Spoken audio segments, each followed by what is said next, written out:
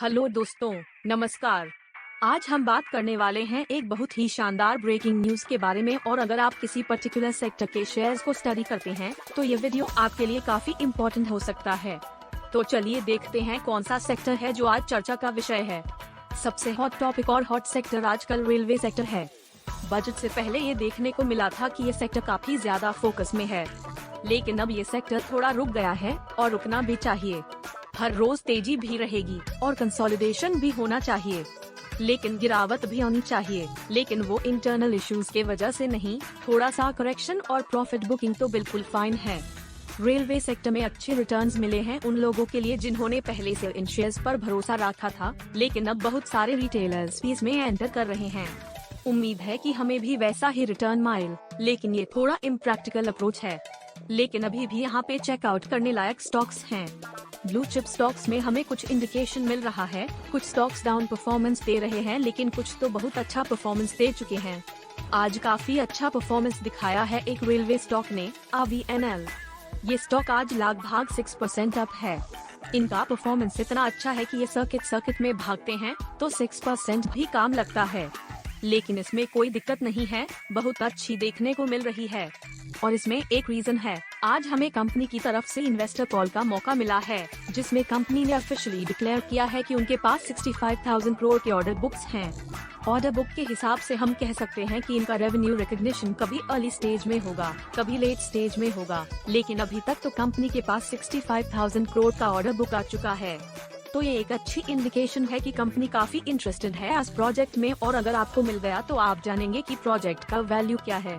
तो AVNL के order book और भी स्ट्रॉन्ग हो सकती है, और आज के दिन हमें इस देखने को मिला है। डिटेल में जानने के लिए इन्वेस्टर कॉल में कंपनी ने क्या कहा वो हम अभी डिस्कस करेंगे। इन्वेस्टर कॉल में हम यहाँ पे देख सकते हैं कि कंपनी ने क्या बताया है कि कंपनी नए प्रोजेक्ट ढूंढ रही है ऑफशोर मार्केट में, जैसे central Asia, UAE, western Asia. वहाँ पे उनका फोकस देखने को कहाँ पे मिल रहा है। मतलब भविष्य में कभी ऐसी खबरें भी अगर आ गई, विदेशी की कोई डील उनकी होती हुई देखने को कहाँ पे मिल रही है, तो अब ये शॉकिंग बात नहीं रहेगी, क्योंकि कंपनी ने खुद ही ये पॉइंट को रिवील करके रखा हुआ है।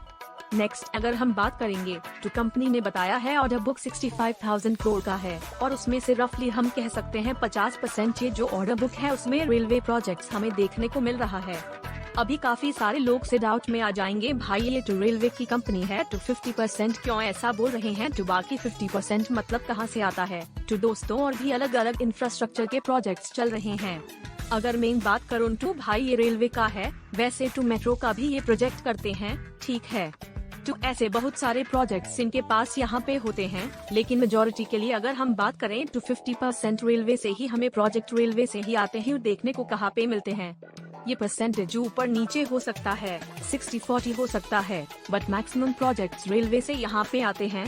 तो ये इंफ्रास्ट्रक्चर वाली कंपनी और नाम के आगे भी क्या लिखते हैं तो आप चेक कर सकते हैं, इंडस्ट्री, रेलवे इंफ्रास्ट्रक्चर स्ट्रक्चर, ठीक है। तो मेजर प्रोजेक्ट्स तो इनके इतने ही हमें देखने को मिल जाते हैं, बाकी जो 50% है वो अलग अलग सेगमेंट से हमें देखने को कहाँ पे मिलता है। नेक्स्ट अगर हम लोग यहाँ पे बात करेंगे तो कुछ और इम्पोर्टेंट पॉइंट्स हैं जिसको हम लोग स्टडी करने की कोशिश करेंगे। जैसे कि कंपनी ने बताया है कि आने वाले समय में कंपनी इस ऑर्डर बुक को और 75,000 करोड़ तक लेके जाने की कोशिश यहाँ पे करने वाली है। ये भी कंपनी के टॉप मैनेजमेंट के जो ऑफिशियल्स हैं उन्होंने भी हम कह सकते हैं। जो प्रेस कॉन्फ्रेंस थी उसी में जो सवाल पूछा गया था उसका जवाब उन्होंने यहाँ पर दिया हुआ है। तो अगर आपके पास है ये कंपनी तो आपको ये छोटे मोटे पॉइंट्स पता जरूर होना चाहिए।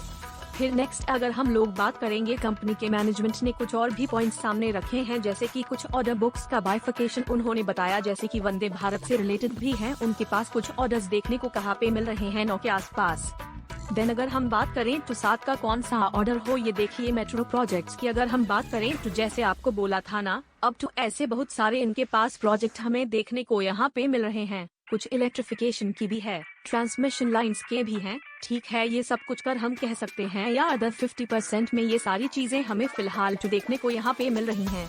तो कुल मिला के हम यहाँ पे बात कर सकते हैं दोस्तों, सबसे इम्पोर्टेंट क्या है जो मैंने अभी आप लोगों को कहा कि read between the lines. Read between the lines हमें ये बताता है कि रेलवे, देखिए हमारा भारत देश बहुत है, ठीक है, और उसमें देखा गया तो रेलवे का जो नेटवर्क पूरी तरह से हम यहाँ पे कर सकते हैं कैप्चर करने के लिए, और भी लंबा टाइम यहाँ पर लगने वाला है। ये तो शुरुआत देखने को यहाँ पे मिल रही है, ठीक है, तो बहुत अच्छा खासा स्कोप है, ग्रोथ भी है, ठीक है, एंड उसी के साथ साथ सबसे रीड बिटवीन द लाइंस वाली कौन सी चीज है, अगर आउटसाइड इंडिया भी अगर ये प्रोजेक्ट्स लेना स्टार्ट कर देंगे, जो कि उनकी कोशिश चल रही है, तो फिर आप अंदाजा लगा सकते हैं कि और कितना जबरदस्त ग्रोथ को कैप्चर यहाँ पे कर सकते हैं, ठीक है। एंड इंडिया सबसे इम्पोर्टेंट चीज रहती है दोस्तों, आप सभी लोगों को पता है, जियोपॉलिटिकली भी अगर देखा गया तो एक बैलेंस्ड कंट्री है, किसी को चाहिए होती है जो इंडिया की, और हर कोई यहाँ पर फिलहाल तो यहाँ पे देखता है, एंड बहुत सारे लोगों का चाइना के ऊपर का ट्रस्ट यहाँ पे काम हो चुका है, तो इंडिया को ISI के चलते, हमारे भारत देश को ISI के चलते काफी अच्छी अपॉर्चुनिटी हमें यहाँ पे देखने को मिल रही है, तो उसी को ग्रैब करने की कोशिश कंपनीज भी यहाँ पे करने वाली हैं, सो ये के ऊपर भी आपका फोकस रहना चाहिए। एंड ये कोई बात सिर्फ AVNL से रिलेटेड नहीं थी, ये इंटायर रेलवे सेक्टर से रिलेटेड ही बात है। हाँ, भले ही वो इन्वेस्टर कॉल AVNL का ही हमें देखने को मिला, बट AVNL अगर आगे जाएगा तो आपको पता ही है, फाइनेंस यहाँ पे AVNL को चाहिए, तो IRFC को भी फायदा यहाँ पे होगा डायरेक्टली और इनडायरेक्टली। तो इनके चार्ट पैटर्न देखिए, बिल्कुल सेम, IRFC भी ऐसे ही गया, फिर वैसे ही नीचे आया, ठीक है। सिमिलर वे अगर हम रेलटेल की बात करें, सेम परफॉर्मेंस आपको देखने को मिलेगा, तो ये बंच में ही चलते हैं यूजुअली, ठीक है, क्योंकि अगर इनको ऑर्डर मिलेगा, ऐसा नहीं है कि RVNL ही सब कुछ सेटअप करेगा, भाई वो तो इंफ्रा वाली कंपनी है, अगर वहाँ पर इंफ्रास्ट्रक्चर आएगा तो बाकी सारी चीजें आएंगी, फाइनेंस भी। देन यहाँ पे वाईफाई सेटअप्स की अगर हम बात करें तो उससे रिलेटेड कनेक्टिविटी, नेटवर्किंग से रिलेटेड इनको भी प्रोजेक्ट्स यहाँ पे मिलेंगे। आईकॉन इंटरनेशनल भी इंफ्रा वाली कंपनी, उनको ही भी उसी हिसाब से काम मिलेगा, तो आप देख सकते हैं सबके चार्ट पैटर्न बिल्कुल सेम है। हाँ, बट वो 5 स्टॉक के जो बंच है उसमें से IRCT हमेशा लास्ट में रहता है, क्योंकि उससे उसको डायरेक्टली इतना मतलब इनिशियल स्टेज पे फायदा नहीं मिलेगा, इसलिए IRCT में देखिए इतनी नहीं होती है, ओके परफॉर्म्स रहते हैं, और इनका चार्ट पैटर्न सा बाकी से हमें हटाकर देखने को मिलता है। धन्यवाद। तो आप सबको समझ आ गया होगा कि क्या इम्पोर्टेंट पॉइंट्स है जो हमें देखने को मिल रहे हैं इन्वेस्टर कॉल में, और कैसे हमें उनको एनालाइज करना चाहिए। ये सब इन्फॉर्मेशन कंपनी के फ्यूचर प्लान्स, ग्रोथ प्रोस्पेक्ट्स और सेक्टर के ट्रेंड्स के बारे में हमें पता लगाने में मदद करेगी। अगर कोई और सवाल या क्लैरिफिकेशन चाहिए हो तो पूछ सकते हैं।